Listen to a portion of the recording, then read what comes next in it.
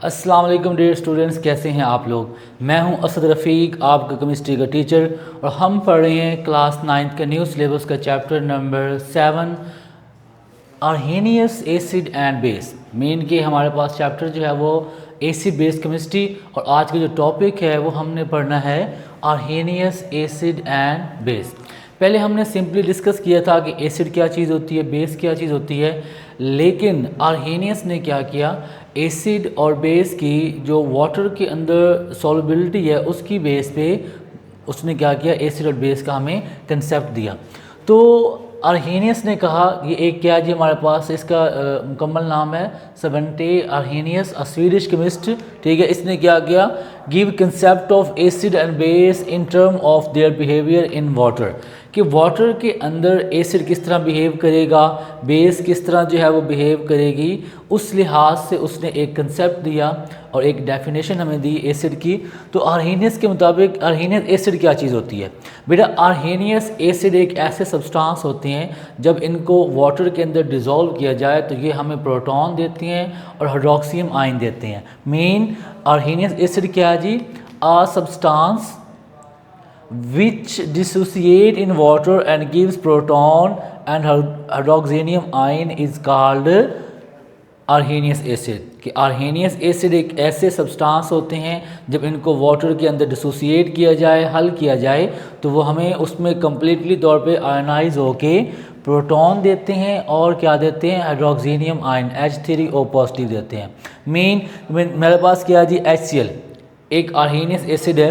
जब हम इसको वाटर के अंदर डिज़ोल्व करेंगे ना, तो वाटर के अंदर डिज़ोल्व करने के बाद ये हमें क्या दे रहा है, हाइड्रोक्सिनियम आयन दे रहा है H3O पॉजिटिव। हाइड्रोक्सिनियम आयन क्या होते हैं, H3O पॉजिटिव प्लस क्या हो रहा है हमारे पास Cl नेगेटिव आयन प्रोड्यूस हो रहे हैं।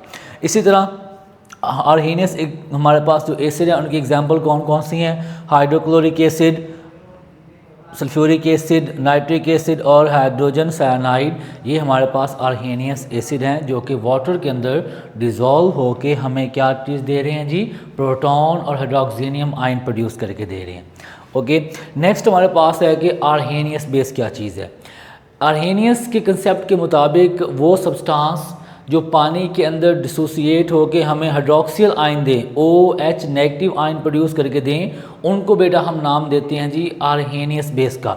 Mean a substance which dissociate in water and gives OH hydroxyl ion is called Arrhenius base. Main कि अर्हीनियस बेस वो सब्सटेंस होते हैं जब इनको वाटर के अंदर डिज़ोल्व किया जाए, हल किया जाए, तो वो हमें OH नेगेटिव आयन प्रोड्यूस करके दें, तो उनको बेटा हम नाम देते हैं अर्हीनियस बेस का।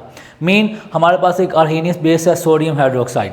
जब हम सोडियम हाइड्रोक्साइड को वाटर के अंदर डिज़ोल्व करते हैं तो हमें क्या प्रोड्यूस करके दे रहा है जी, सोडियम कैटाइन और हाइड्रोक्सिल अनाइन, ठीक है। तो मेन के बेसिस अर्हीनियस बेसिस क्या चीज़ है जी, जब इनको वाटर के अंदर डिज़ोल्व करेंगे तो ये हमें क्या प्रोड्यूस करके देंगे, हाइड्रोक्सिल आयन। ये जो कंसेप्ट है ना हाइड्रोक्सिल आयन का और हाइड्रोक्सिनियम आयन का और साथ में क्या जी आप प्रोटॉन का, वो हमारे पास किसने दिया, हमें अर्हीनियस ने दिया। इसकी एग्जांपल कौन कौन सी हैं जी, sodium hydroxide, potassium hydroxide, ammonium hydroxide और बेरियम हाइड्रोक्साइड क्या हैं जी, अर्हीनियस बेस की एग्जाम्पल हैं। आगे के formation of hydroxonium ion, main के अर्हीनियस कंसेप्ट के मुताबिक जब भी हम जो है वो किसी एसिड को वाटर के अंदर डिज़ोल्व करेंगे तो वो हमें H पॉजिटिव आयन देंगे, और अगर किसी बेस को हम जो है वो वाटर के अंदर डिज़ोल्व करेंगे तो वो हमें हाइड्रोक्सिल आयन देंगे। तो जो वाटर के मॉलिक्यूल होते हैं ना, जैसे ही जो है वो एसिड और बेस आयंस में कन्वर्ट होते हैं, मीन कि मैं यहाँ पे और समझाता हूँ आपको कि देखें कोई भी एसिड है, ठीक है, एसिड बेटा कन्वर्ट हो रहा है जी, आयनाइज होके H पॉजिटिव आयन दे रहा है, और बेस जो है वो आयनाइज होके हमें OH नेगेटिव आयन जो है प्रोड्यूस करके दे रहे हैं, ठीक है। तो ये जो एसिड और बेस होते हैं जैसे ही ये आयनाइज होते हैं, आयंस में कन्वर्ट होते हैं, तो हमारे पास जो वाटर के मॉलिक्यूल्स होते हैं ना, इनको सराउंड कर लेते हैं। वाटर के मॉलिक्यूल क्या करते हैं जी, इन आयंस को सराउंड करते हैं और इनके साथ रिएक्ट कर जाते हैं, ठीक है।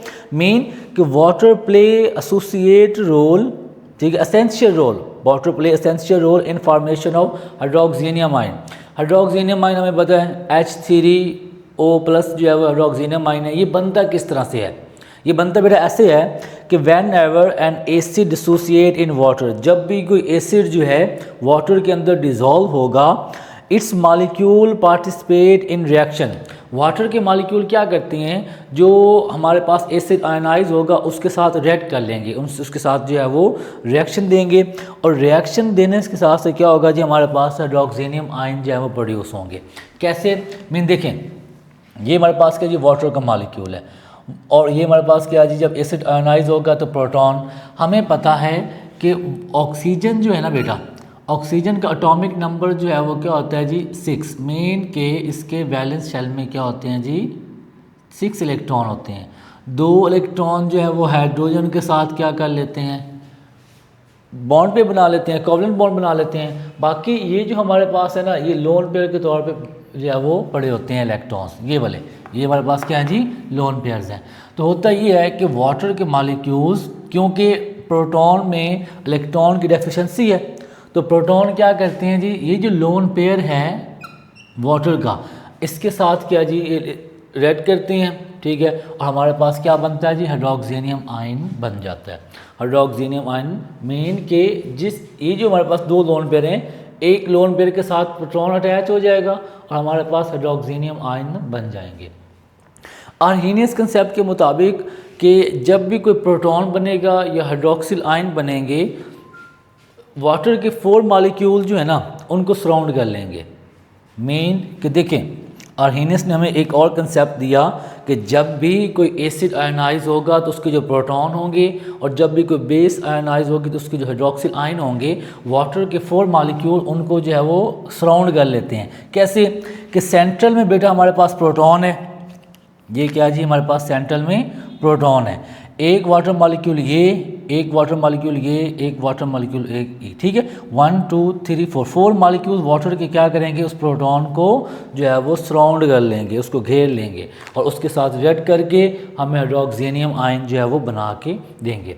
इसके बाद बेटा हमारे पास क्या जी न्यूट्रलाइजेशन प्रोसेस।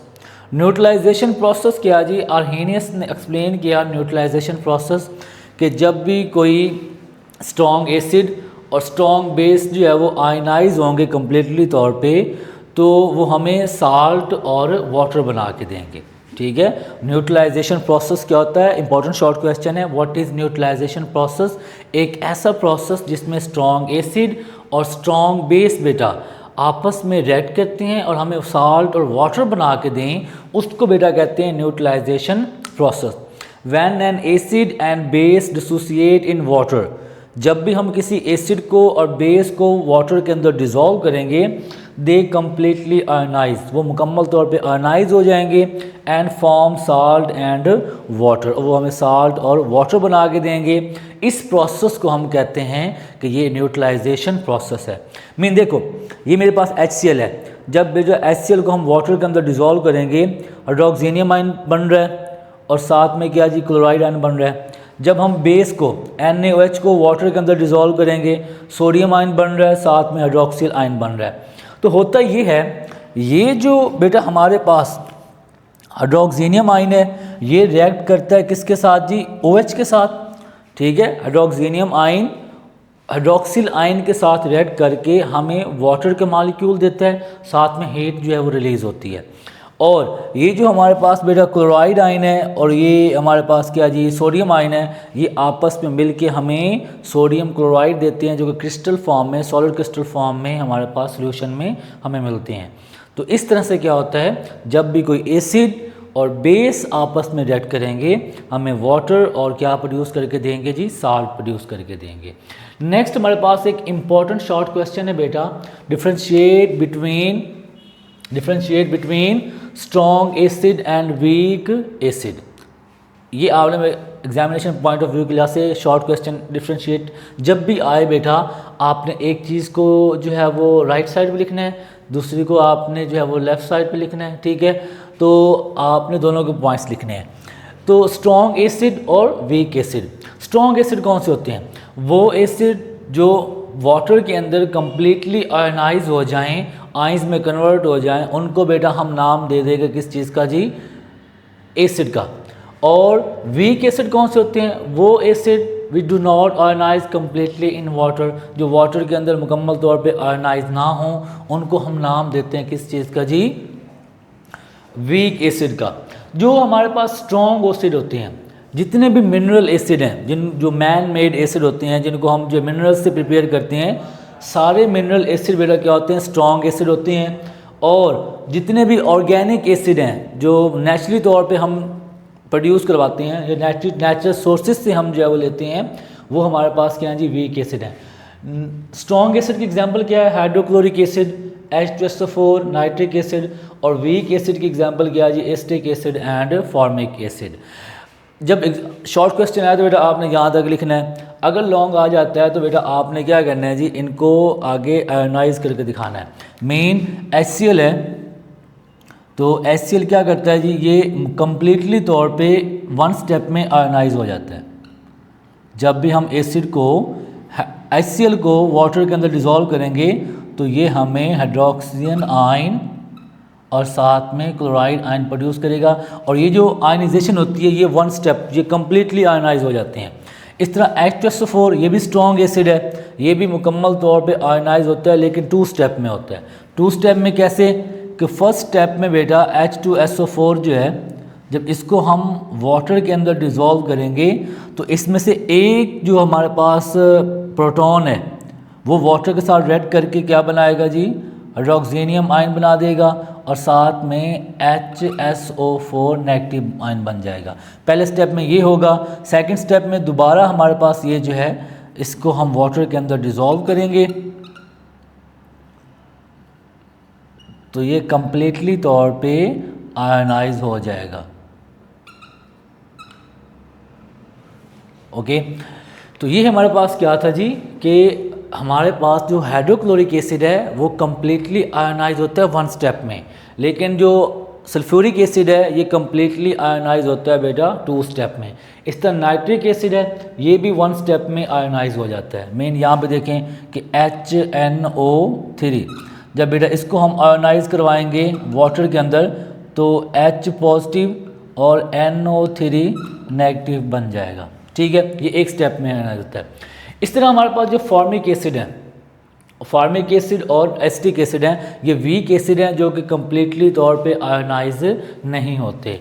जब हम इनको वाटर के अंदर डिज़ोल्व करेंगे CH3COH, जब बेटा इसको हम आयनाइज करेंगे वाटर के अंदर तो ये कम्प्लीटली तौर पे आयनाइज नहीं होगा।